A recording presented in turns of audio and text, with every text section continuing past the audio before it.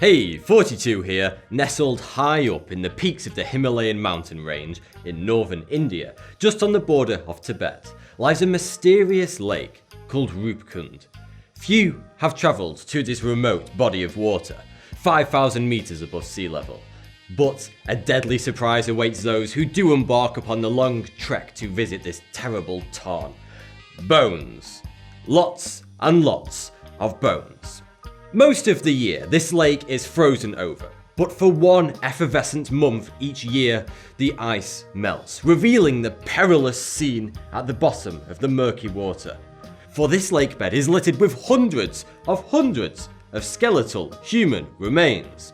Human bones can also be found scattered around the lake's perimeter in alarming quantities. It has been estimated that there are skeletons in and around Rupkund Lake of over 300 different people. The skeletons were first discovered in the 19th century, and they remained a morbid curiosity for hundreds of years.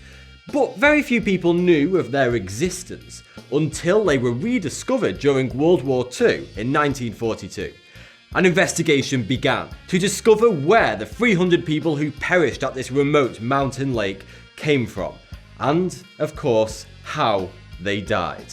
The first and most obvious suspicion was that they were the bodies of Japanese soldiers who were trying to sneak their way through India earlier on during the war. Sneaky Japanese. And they died due to exposure to the cold weather. But after further investigation, it was deduced that the skeletons were far too old to be from the war. Disturbingly, these skeletons weren't just bones. Due to the dry and extremely cold air, they had been preserved for an astonishingly long time. Upon the skeletons, investigators found bits of flesh, nails, and hair. And like a scene from Lost, they also found ancient wooden artifacts, leather shoes, iron spearheads, wooden staves, and jewellery. And an omnipotent man called Jacob. Okay, maybe not that last bit. So surely these remains can't be more than a few decades old, otherwise the flesh would have decayed long ago, right?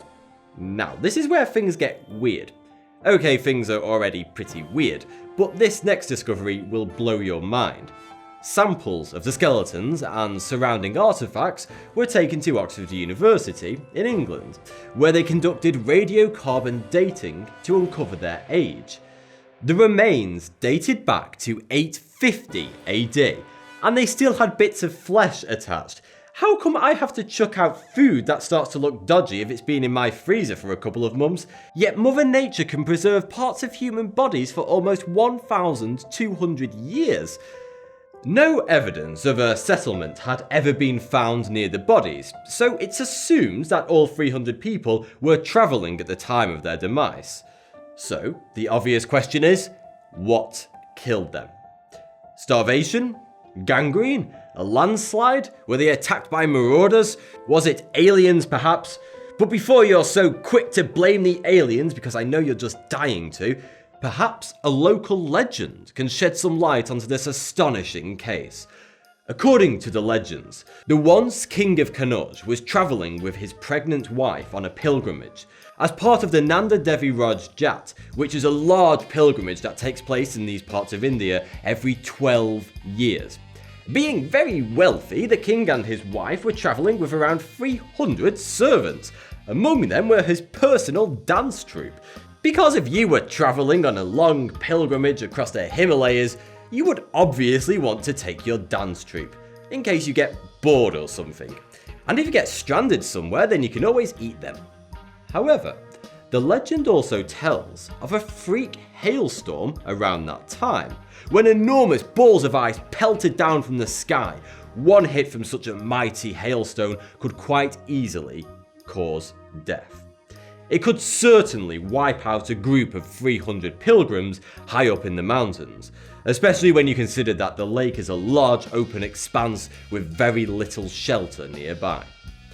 In 2013, researchers examined the bodies in a bit more detail, and they found that every person was killed by blows with a blunt object to the head, neck, and shoulders. The large, circular holes in the skeleton skulls seems to suggest that the sudden and violent hailstorm legend could have been responsible for the mysterious 9th century human remains at Rupkund Lake. However, this theory is the best that we have so far, but the mystery has certainly not yet been proven, and there are many people who say that the hailstorm idea is completely wrong.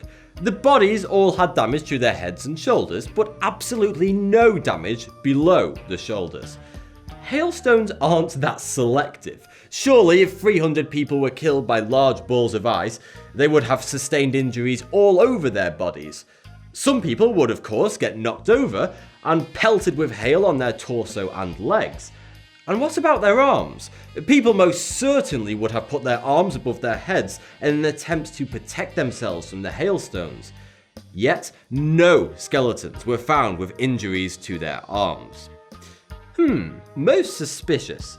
So then, until we come up with another more plausible solution to explain this most mysterious conundrum, it will remain a mystery. Actually, I think it was aliens.